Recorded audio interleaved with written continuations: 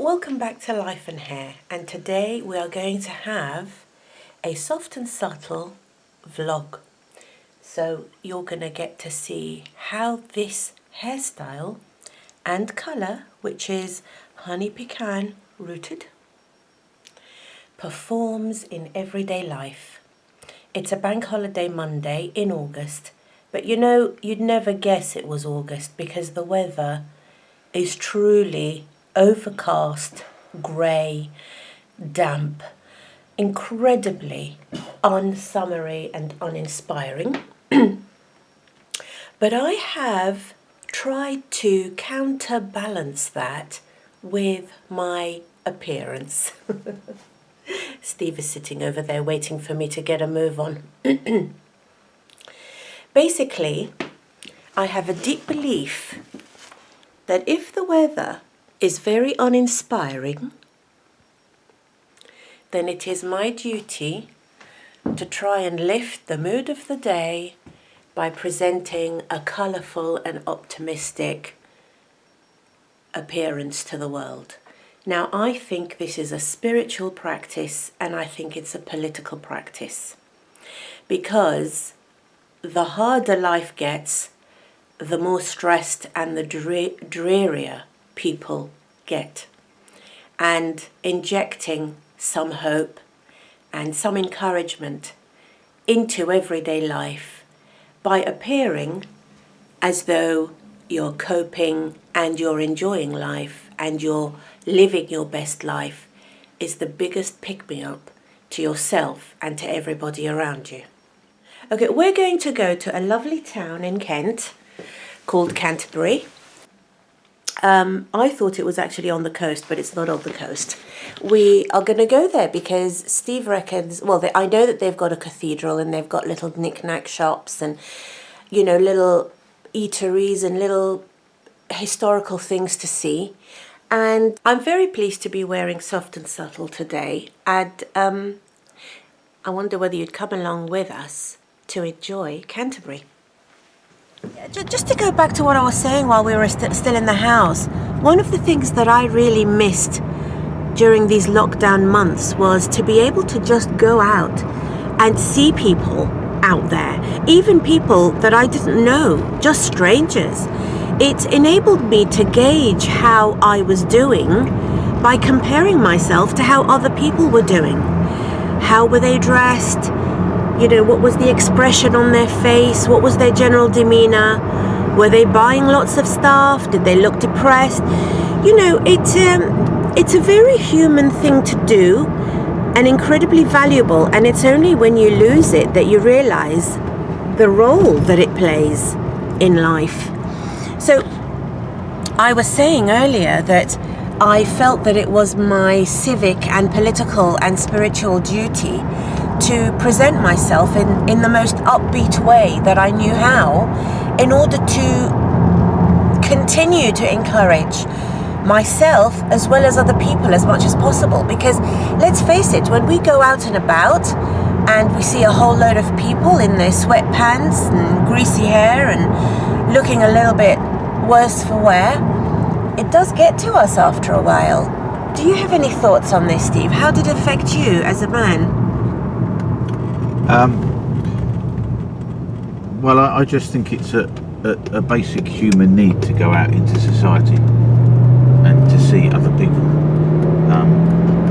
and you restrict that at your peril.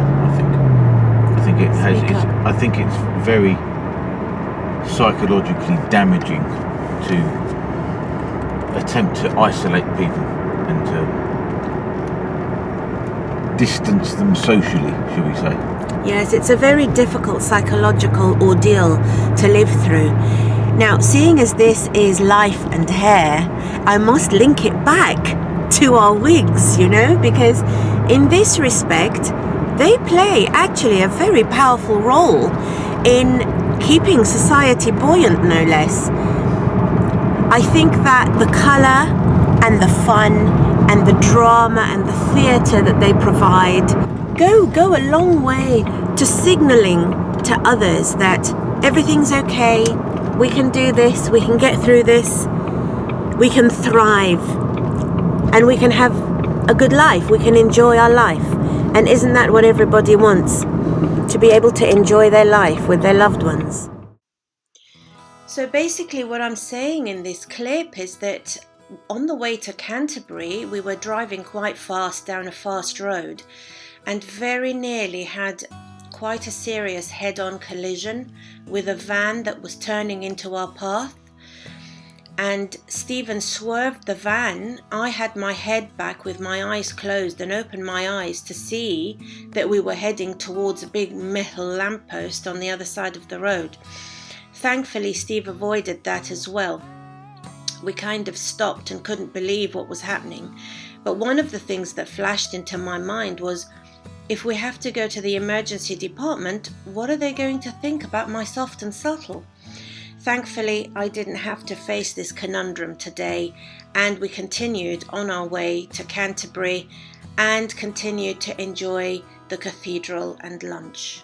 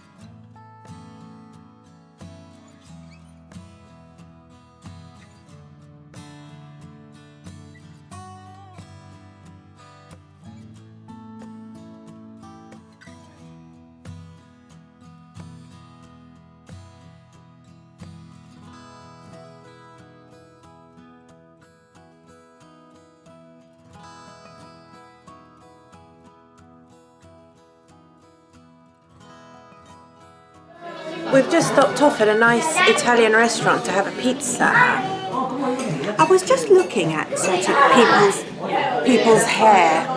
I hope you can hear me. And I definitely get the impression that hair that's away from the face looks more natural. Would you agree with that, Steve? Would you say that this look has looked natural today, even when it's flopped up? Yeah, I think so. Steve thinks that this has looked pretty natural.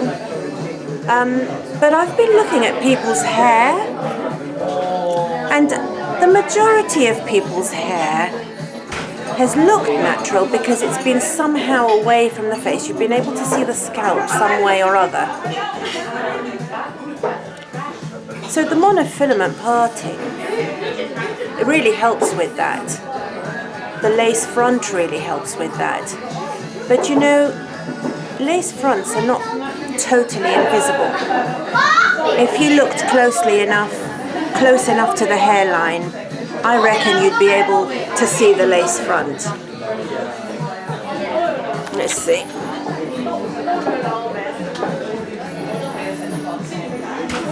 Yeah.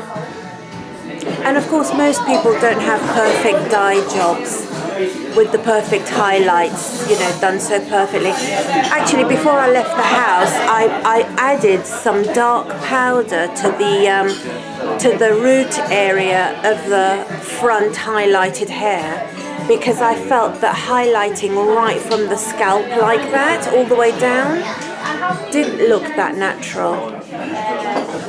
But you know, it's interesting because most hairpieces do cover this area, don't they? They kind of all have the same kind of swoop by the side of the face, and a lot of them have the swoop coming down from the front, from the lace.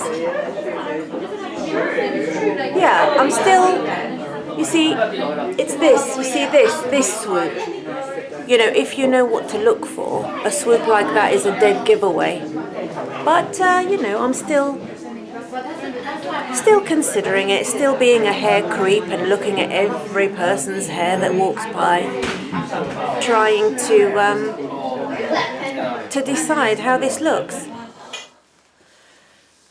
I'm totally in my cozy get-up today. I've got this brown t-shirt dress one of the Lucchiero cardigans that I received a while ago. I wanted to finish off the vlog from yesterday with this beautiful hair, showcasing how she performs in everyday life. After lunch we went to Primark and I bought these gorgeous boots. A nice moly brown colour, fake suede, but all pretty convincing looking, and the most perfect height and perfect shape of heel. I don't like it when heels come straight down at the back or curve too far in, making too much of a Cuban heel. I'm very particular about the shape of the heel, and this is really the perfect heel. So I'm wearing this boot with this outfit, and Soft and Subtle again today. I bought another pair of shoes from Primark yesterday. Now those boots were £14. I bought these brogues with a built-up sole in an off-white. The detail on the brogues is a silver, and it appears like snakeskin, but with a silver accent. Very, very nice grey laces to match the body of the shoe. Very well balanced shoe, I thought, with a little bit of lift here at the back and a tan detail. These are going to be brilliant with trousers, jeans, dresses, skirts, so many things. £12. It seemed really rude not to actually pick up a pair. The reason why I didn't finish off really the vlog yesterday was because after we went round Canterbury Cathedral, we went and had lunch at a nice Italian restaurant and then felt utterly shattered. We basically just did a very quick spin of Primark, got in the car and drove home, and I really think that near miss that we had on the road just came out in us being very tired and just wanting to go home. It really was not a very nice experience. I had my head back, thinking about just things as you do, and felt the car jolting, and when I opened my eyes this whole scene was in front of me. It was the last thing I expected. This van just turned into our road. We must have been doing at least 50 miles an hour at this stage. But we were okay. We got home. I didn't even make dinner. We just had the remains of the pizza from lunch and a few grapes and things like that, and a couple of cups of tea, and then we went up to bed. So that is the long and the short of the showcase of Soft and Subtle. She performed beautifully. She continues to delight me. I can't get over the colour. You know, I don't have any lights set up in this room, so it's just the natural colour from the window. And you can see how luminous she is in the light. But you know, she's got some lovely subtle variations in the darker blonde and the lighter blonde, and then beautifully picked up in these ash highlights. I'm still very pleased with the shade of the brown for the root. Very, very comfortable. You saw her in one of the clips in the wind outside. I don't think she looked unnatural, and even when she was blowing away from my face, I feel that the side hairs here, my sideburns, went a long way to making her look pretty good. I didn't feel self-conscious in the least wherever I went.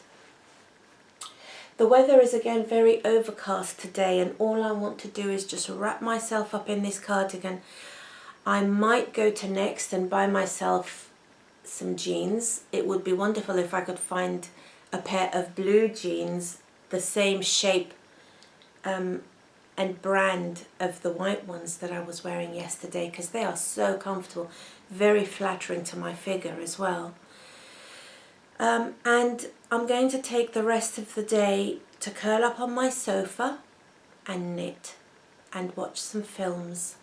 Oh, and it's going to be fantastic. Isn't it lovely when you're able to do that?